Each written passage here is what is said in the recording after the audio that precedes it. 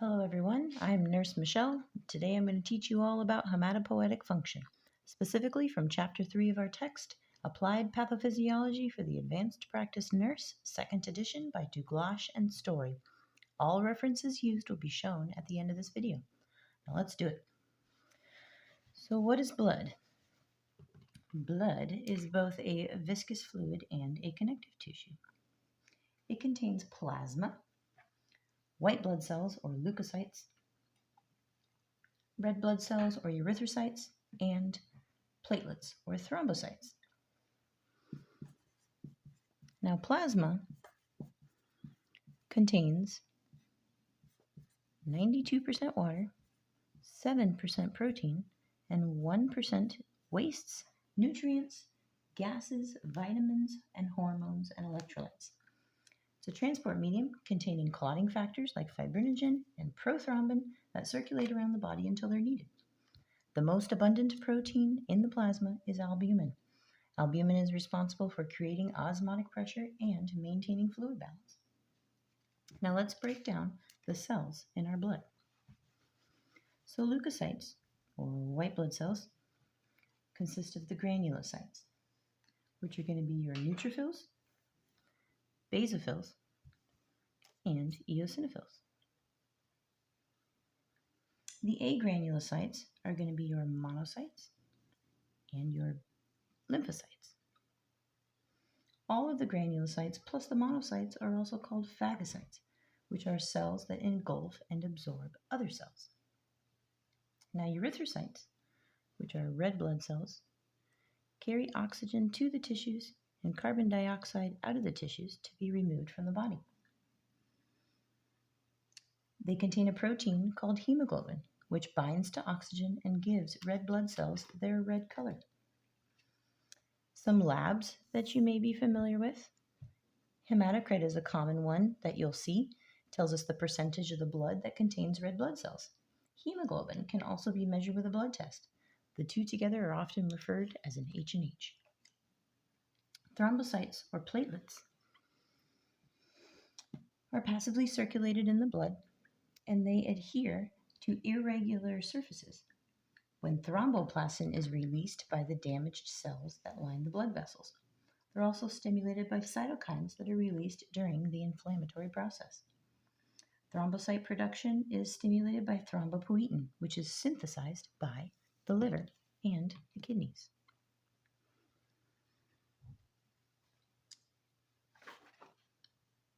Now, hematopoiesis is the process of formation of blood cells. It originates from red bone marrow. Hematopoietic stem cells, also called hemocystoblasts, differentiate into myeloid and lymphoid precursor cell lines.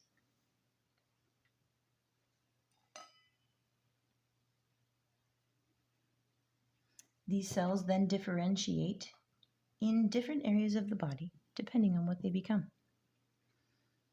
Your lymphoid and myeloid stem cells then differentiate further into other cells. For example, your lymphoid stem cell is going to differentiate into your T lymphocyte and your B lymphocyte. Your myeloid stem cell is going to differentiate into a myeloblast, which is then going to turn into a myelocyte. This myelocyte then further differentiates into a macrophage. The myeloid stem cell also differentiates into the three granulocytes we talked about earlier, the neutrophils, the basophils, and the eosinophils.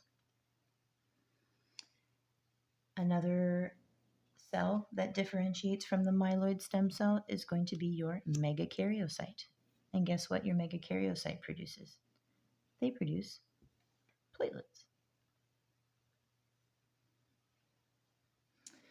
The other thing that your myeloid stem cell differentiates into is going to be your reticulocytes.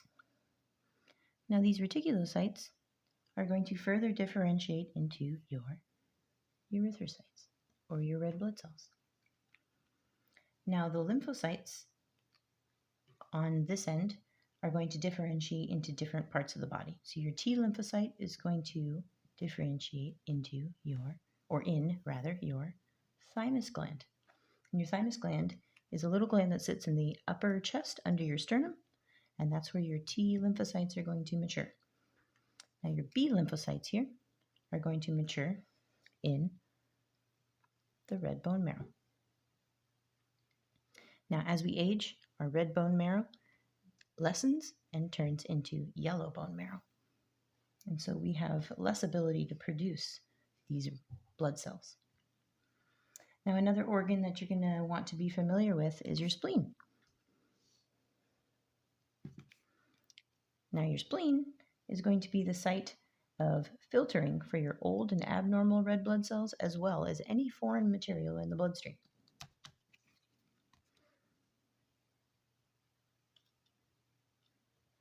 Okay. So that is, in a nutshell, hematopoiesis. Now, white blood cell production is stimulated by infection and inflammation, whereas red blood cell production is going to be stimulated by hypoxemia and blood loss. The kidneys are going to produce your erythropoietin, which is essential for making these blood cells. The liver is what produces erythropoietin in the fetus. You also need adequate vitamin B12 and folate for this to work. Not having enough folate or B12 means the cell can't undergo nuclear division, and these premature cells will break apart and be eaten away by other white blood cells. Now, iron is also very essential to producing blood. It's needed for development of all the blood cells, well, specifically for erythrocyte development. 95% of all the iron comes from the breakdown of aging red blood cells in the spleen. The remainder is from dietary sources and is absorbed in the duodenum.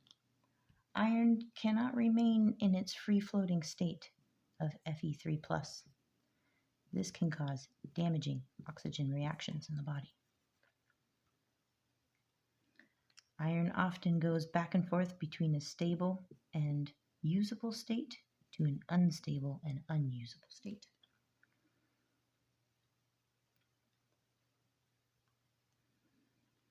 One of the ways that iron is able to be stored is through transferrin.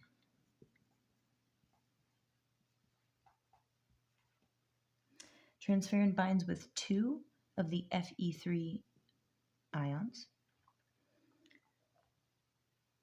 in the bone marrow, and it causes Fe3 to be reduced to Fe2. All right, now let's talk about hemostasis. Now, hemostasis is the process by which bleeding from an injury is stopped. There is a primary process and a secondary process. In the primary process, the endothelium is damaged. And normally, your endothelium of your blood vessel wall contains endothelial cells. And these cells produce nitric oxide and prostacyclin on a normal basis. So in primary hemostasis, these levels go down when an injury occurs. That allows these platelets that are already present in your bloodstream to adhere to that injury site. Another thing that occurs when the endothelium is damaged is that these cells will produce what's called tissue factor. Now, the tissue factor will then activate factor 7, which with the help of calcium will activate factor 10. This pathway of the coagulation cascade is also called the extrinsic pathway.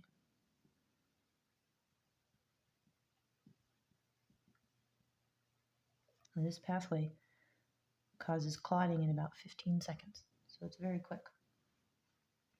The other method of homeostasis is called secondary homeostasis, which is the activation of the clotting cascade.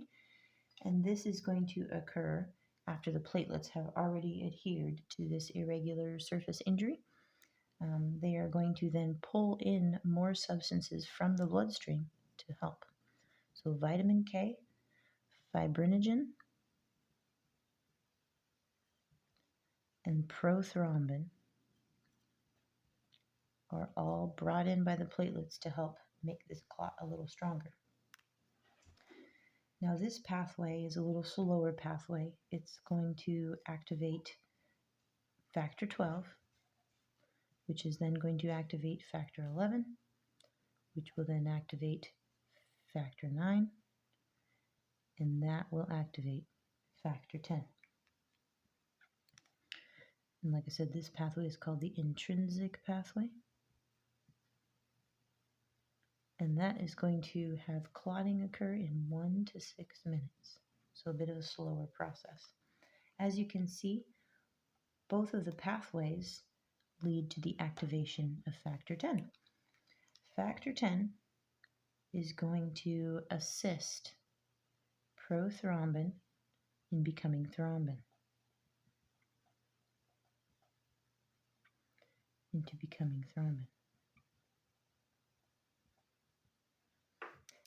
The thrombin is going to then help fibrinogen in becoming fibrin. Now this pathway here is called the common pathway, which leads to the end result of hemostasis, creating fibrin. Now this fibrin is going to mesh over this clot and make it stronger. Now, there are times when you need to inhibit this coagulation cascade for a number of reasons to help stop this clotting process. When you stop the clotting process, that is called fibrinolysis. Fibrinolysis is the dissolution of clots that begins shortly after their formation, and that helps reestablish blood flow and allow for permanent repair to take place.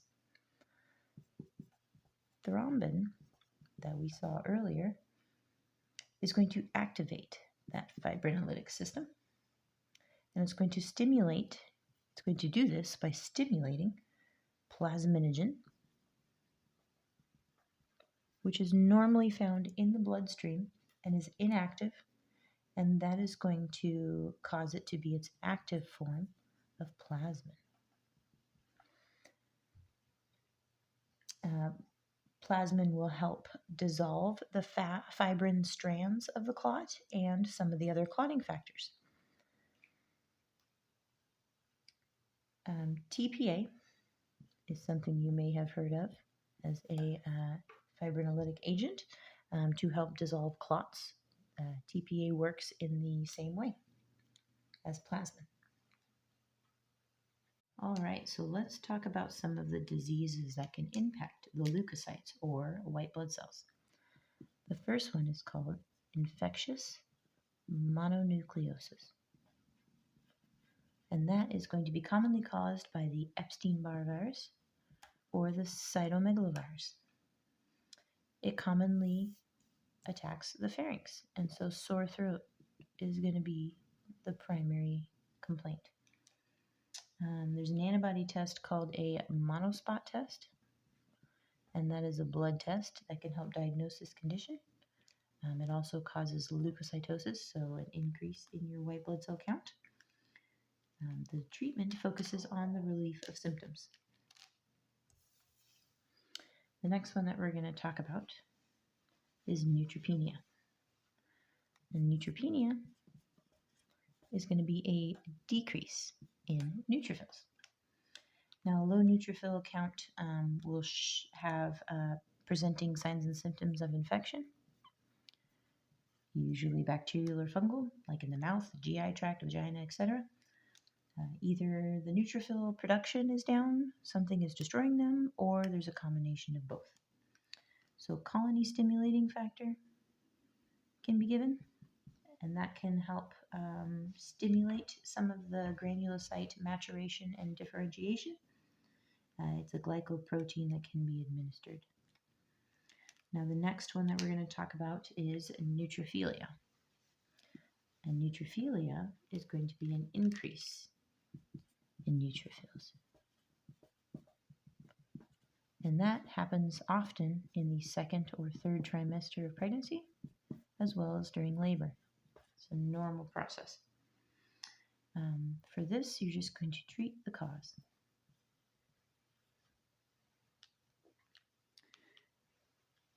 Now, lymphomas are going to be our next topic. Lymphomas are cancers that evolve from malignant lymphocytes. Now, Hodgkin's lymphoma is a less common lymphoma. It develops in the lymph nodes of the upper body and spreads through the lymphatic vessels from one node to the next. Cancer cells are called Reed-Sternberg cells. And these are abnormal lymphocytes that don't look or function properly, and they attract other cells, which then become part of a neoplasm. The clinical manifestations of this is going to be a painless, enlarged lymph node. That might be in the neck or supraclavicular area. Sometimes it's in the axilla or inguinal. A mediastinal mass on a chest x-ray is also something that can be present, as well as B symptoms. And B symptoms are going to be fever greater than 100.4, night sweats, and weight loss of greater than 10% over the past 6 months. Diagnosis and treatment for this condition is going to be CT, MRI, and PET scans. Also a bone marrow biopsy.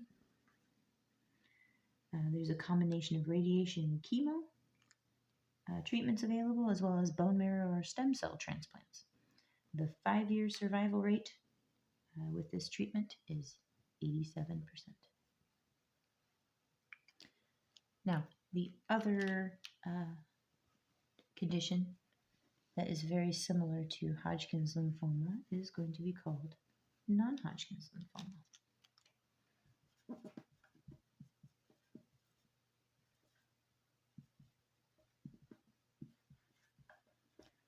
Now, this one is a bit more common than the Hodgkin's lymphoma. It's common in middle-aged adults, and they do not have any Reed-Sternberg cells.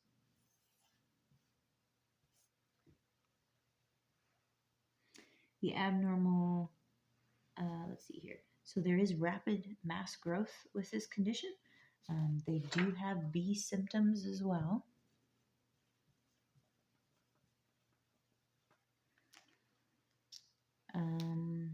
There can be death in a few weeks without treatment. There is also a slower growing kind, which is called follicular. And that one, Mets are very common with that, or metastasize tumors to the bone or to other areas of the body. Treatment with this condition, a lot of the diagnostic stuff is the same as the other Hodgkin's lymphoma. So you have a CT, an MRI, and a PET scan, as well as a bone marrow biopsy. The 5-year survival rate with this condition is 72%. Okay, so the next condition that we're going to be talking about is called multiple myeloma. Now, multiple myeloma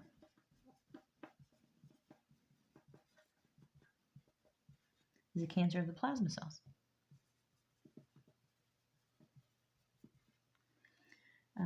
This one affects mostly older adults. It's a type of non-Hodgkin's lymphoma.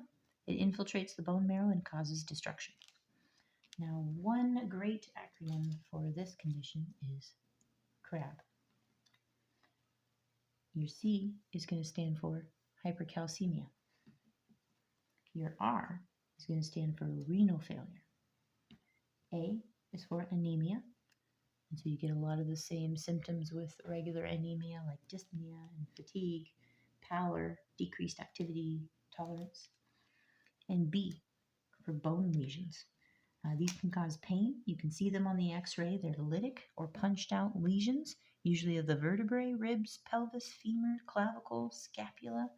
They're going to have some fractures from some of this bone healing. The decrease in their leukocytes can also make them prevalent for infections like pneumonia and UTIs. Some of the diagnosis and treatment for this is going to be checking for monoclonal antibodies. And then these are going to be found in the blood or the urine.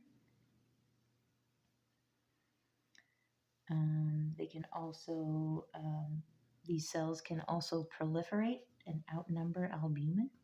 And so that can cause a lot of problems in the person. Alrighty, so the next condition that we're going to talk about is called myelodysplastic syndrome.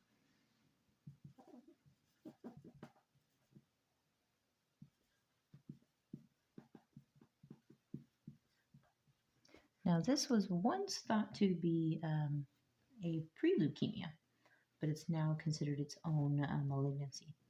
It affects red blood cells, platelets, and granulocytes. It can form abnormal stem cell neoplasms. They're usually asymptomatic, and they come because their labs are abnormal.